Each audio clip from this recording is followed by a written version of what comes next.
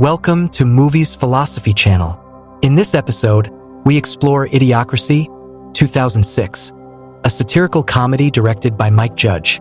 The film follows an average man named Joe Bowers, who accidentally wakes up 500 years in the future, only to discover a world where intelligence and critical thinking have declined dramatically. With its biting humor, Idiocracy serves as a social commentary on modern issues, including consumerism, anti-intellectualism, and environmental degradation.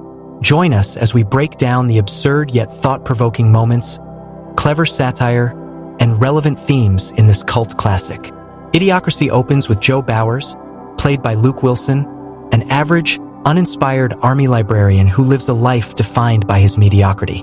Selected for his perfect averageness, Joe becomes part of a top-secret military hibernation experiment designed to test cryogenic freezing. Alongside Joe is Rita, played by Maya Rudolph, a streetwise woman chosen for the experiment for her own unique reasons.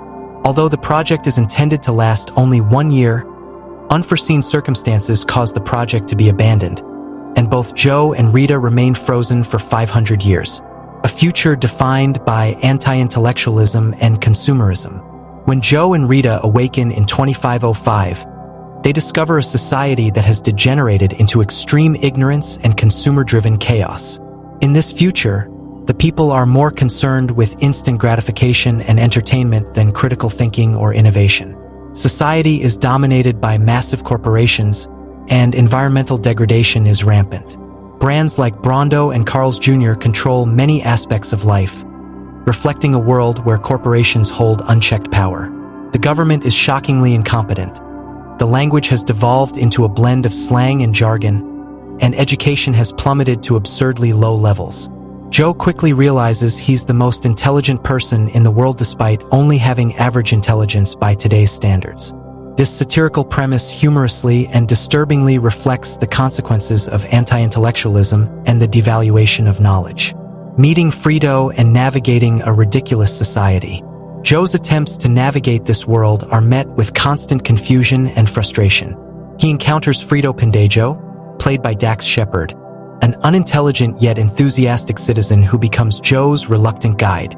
Joe discovers that essential services and basic systems no longer function efficiently. Hospitals, for example, resemble game shows more than medical facilities, with a doctor using a comically large touchscreen to diagnose patients based on consumer-like options.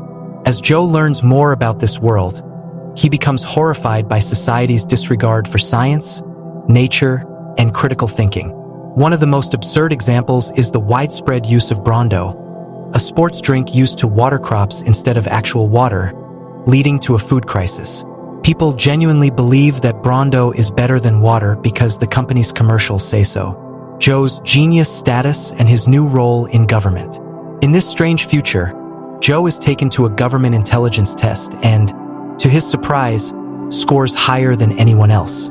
Declared the smartest person alive, Joe is thrust into a position of power within the government. President Dwayne Elizondo Mountain Du Herbert Camacho, played by Terry Crews, a former pro wrestler with a loud, brash persona, appoints Joe to solve the nation's food crisis. Joe proposes a radical solution, using water instead of Brondo to irrigate crops.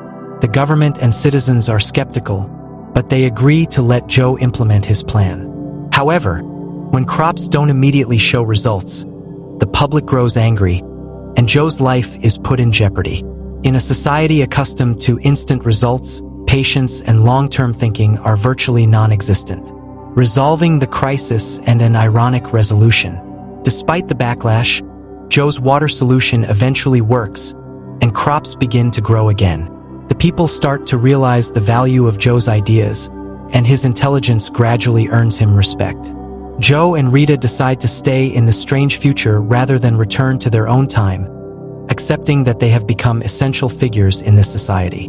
Joe goes on to become the new president, working alongside Rita to rebuild a world that values intelligence, science, and rational thinking.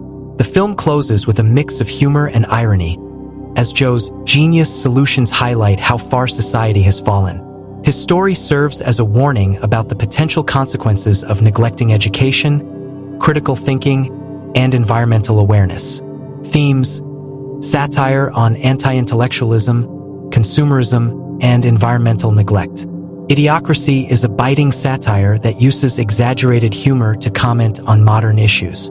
The film explores the dangers of anti-intellectualism, depicting a future where the devaluation of knowledge and rational thinking has left society in shambles.